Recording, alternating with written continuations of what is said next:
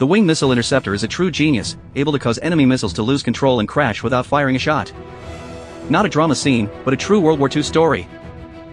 In the early morning of June 13, 1944, in an AA artillery position in Woolwich, London, British soldiers on duty were chatting by the water tanker, drinking coffee and boasting to stay alert. This was the first week after the Allied forces landed in Normandy, and the last German air raid was 2 weeks ago. The anti-aircraft alarm hadn't sounded for a long time. But the soldiers did not relax because of this. Because their superiors warned them about the Germans developing a new weapon and preparing for retaliation. Just as the soldiers were chatting happily, the nearby anti-aircraft alarm abruptly sounded, interrupting their conversation. The soldiers rushed to their positions and quickly adjusted the 40mm AA guns to the right angle, aiming at the direction of the incoming threat. To their surprise, the lights in the sky were not from bombers but were concentrated on a quickly approaching target. As the gunners aligned the muzzle with the mysterious object, it flew over their heads at a remarkable speed, accompanied by a deafening roar. The gunners quickly turned the muzzle and fired, but the mysterious object was too fast for the muzzle rotation, so they could only watch it fly away. There seems to be a flickering flame at the tail of this thing. Hit it! Look, it's on fire, but he's celebrating prematurely. This thing didn't fall, but continued smoothly towards London Centre. Soon, the engine of the mysterious object above the attack site suddenly stalled and it fell down. After a moment, a loud explosion hit a building just 2 kilometers from the Tower of London. It's an unseen British weapon with deadly warheads that can be launched remotely from hundreds of kilometers away and attack a target area without a pilot. At first glance, it resembles a new aircraft, with wings and a tail wing. Different from ordinary aircraft, it has a cylindrical object above the vertical tail without a propeller in the front, fixed on an inclined upward rail. Yes, this is the world's first cruise missile, V-1 flying bomb. Despite the clues from the British Intelligence Agency, the air defense systems designed for large aircraft by the British Army were insufficient against the small, fast, and low-flying characteristics of this weapon, leading to the inability to find effective defensive measures. The German Army carried out the first large-scale V-1 missile bombardment on June 16, launching a total of 244 missiles towards the English Channel. In this situation, the British Army's larger caliber anti-aircraft guns are almost helpless due to the missiles' immense speed and the inability of their gun barrels to keep up. The smaller caliber AA guns had good flexibility and performed decently, shooting down a total of 21 V-1 missiles. However, this is far from enough. Meanwhile, the British Army deployed fighters to intercept the targets, but the missiles' high speed made it difficult for radar stations to quickly provide real-time position information to the pilots. The pilots didn't have enough time to reach the missiles' arrival in London. Though lucky pilots spotted the targets, they didn't know how to intercept. Because the speed of the British Spitfire fighters was too slow compared to the V-1 missile, they couldn't catch up with it. Despite some missiles hitting V and causing a massive explosion, which is highly dangerous and could potentially destroy nearby fighter jets and kill pilots, the pilots are forced to fire from a greater distance, making it difficult to hit the target. By the 17th, Spitfire fighters only got 12 V-1s. During this period, over 100 missiles hit the British mainland, with 73 landing in London. The destruction of numerous houses caused dozens of casualties and significant damage to the city. Later, the RAF of the UK took countermeasures to prevent more tragedies. They must redevelop their strategies.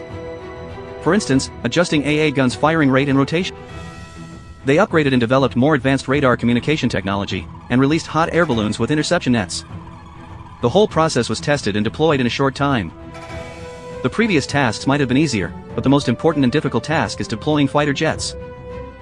Due to the German Army's swarm-like attacks, there weren't enough Spitfire fighters, so they brought in more fighters of different types, including the Mustang, Typhoon, and Hurricane. In conclusion, they called in any available help. Among them, a distinct Spitfire fighter is the new Spitfire Mark 14 from Supermarine Company. This Spitfire is equipped with a more complex structure and a more powerful Griffon engine, allowing it to reach a top speed of 718 km per hour while maintaining excellent maneuverability. This aircraft is crucial for the interception mission's flying formation, with Officer Kenneth Royce from Australia as the pilot. At that time, Royce was patrolling the southern coast of England and running low on ammunition after shooting down a V-1 missile. Just as he was preparing to return, he suddenly spotted another missile flying over the coast. Kohler knew he was almost out of ammo, but had no choice right now. He immediately angled the aircraft and flew towards the target. He had to carefully aim before firing. After taking a deep breath, he plunged the plane. When he aligned the crosshairs with the target, he pulled the trigger decisively, but unfortunately missed. After readjusting the aircraft, Kohler fired again. Some bullets hit the bomb's shell, but the bomb remained unaffected. Kohler was astonished as the bomb continued to fly ahead unharmed, and he became furious upon running out of ammunition. At this moment, he accelerated and flew next to the missile, but could only watch helplessly as it passed by. He thought he had to do something, so he carefully observed the missile's moving elevators and rudders. The movement maintained the bomb's course, indicating it had a gyroscope.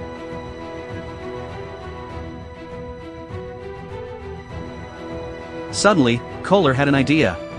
He carefully extended the fighter aircraft's wings beneath the bomb bay, then maneuvered the plane to nudge the bomb by flipping to the other side. When the bomb was slightly lifted, he noticed a flashing red light under its wings, which startled him. Instinctively, he pulled away, thinking the bomb was going to explode. He soon realized that the red light was actually his own wing's navigation light. He felt cute and calmed down, then operated the wings of the fighter plane to nudge the bomb. Kohler's heart was pounding as he was unsure if the contact with the bomb would cause an explosion. But nothing happened, so he gently lifted and flicked off the bomb's casing. To his disappointment, the bomb shook a few times and continued flying. Kohler didn't give up, since if the bomb deviated enough, the gyroscope would fail. He skillfully raised the wings below the bomb bay again. He pulled the control stick sharply to the right, causing the missile to spin uncontrollably in the air due to a failed gyroscope. It kept flipping and falling until it crashed and exploded. Kohler was thrilled to intercept the bomb unexpectedly. Kirill's crazy actions quickly earned him the title of the madman of flipping bombs. Since then, many pilots have followed Kirill's example, greatly increasing the interception rate. In the battle, Allies introduced the Gloster Meteor, the first jet fighter. Despite being a prototype with unresolved factors, it achieved a historic victory in the first jet aircraft versus jet missile battle. At that time, Meteor's pilot Dickie Dean used Kirill's technique when his machine gun malfunctioned, resulting in one less V-1 missile. Just 2 months after the combat of V-1 missiles, the Allies captured the missile launch site in Calais, France, which greatly reduced the frequency of V-1 missile bombings in London. However, the German bombings continued as they deployed another new and more terrible